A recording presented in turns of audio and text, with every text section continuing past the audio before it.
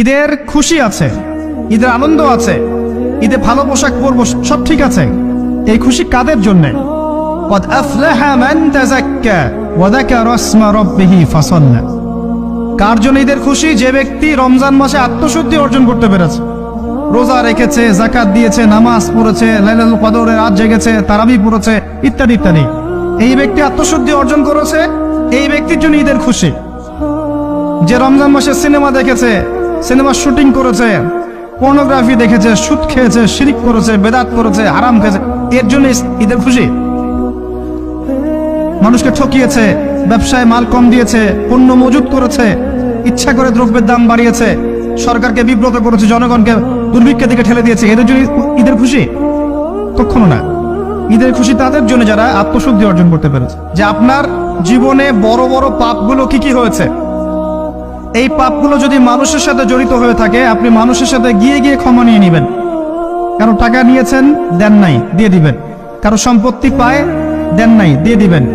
কারো হকটা নষ্ট করেছেন, গালি দিয়েছেন, গীবত করেছেন বা তহমত দিয়েছেন, অপমান করে ইত্যাদি, ক্ষমা চেয়ে নেবেন। রমাদান মাসে মানুষের হকটা দিয়ে দেন। আল্লাহর কাছে জড়িত যে পাপগুলো আছে, এটার জন্য ইস্তেগফার যথেষ্ট। খালি যদি বলেন আস্তাগফিরুল্লাহাল্লাযী লা ইলাহা ইল্লা হুয়াল হাইয়ুল কাইয়্যুম ওয়া আতুবু ইলাইহি, এক সেকেন্ডের মধ্যে আল্লাহ পাক আপনার সমস্ত পাপকে নেকি দিয়ে পরিবর্তন করে দিবে। সব 5 ওয়াক্ত নামাজ জামাতে পড়ার চেষ্টা করেন। খুব সিম্পল জিনিস, খুব বেশি কিছু দরকার নেই আমাদের। 5 ওয়াক্ত নামাজ আপনি জামাতে পড়ার চেষ্টা করেন।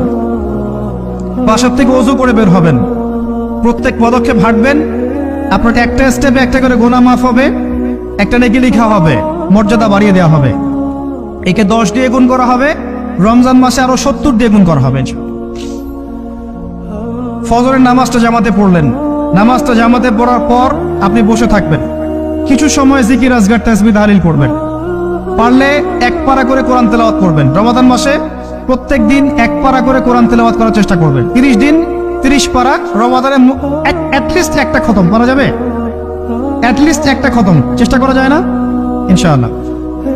ফজরের নামাজ হয়ে গেছে, আপনি কোরআন তেলাওয়াত করেন। 1 পারা পড়তে সময় লাগবে আধা ঘন্টা, 40 মিনিট, কারো 1 ঘন্টা। এরপর সূর্য উঠে যাবে, উঠে গেলে পরে আপনি 2 রাকাত ইশরাকের নামাজ পড়বেন। নামাজটা পড়ে বাসায় যাবেন। আল্লাহর নবী বলছেন সাল্লাল্লাহু আলাইহি ওয়াসাল্লাম, আপনার আমল নামায় একটা কবুল হজ, একটা কবুল উমরার নেকি লেখা হবে সব।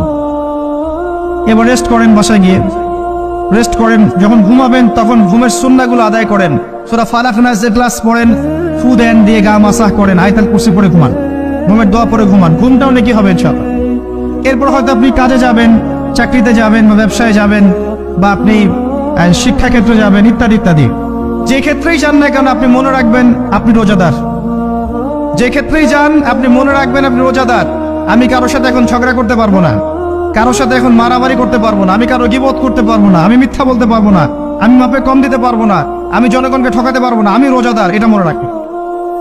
এটা মনে রাখলে পরে দেখবেন ইনশাআল্লাহ তাআলা আপনি আল্লাহকে পাচ্ছেন, আল্লাহর মারিফত পাচ্ছেন। খাচ্ছি না, আল্লাহর ভয় না?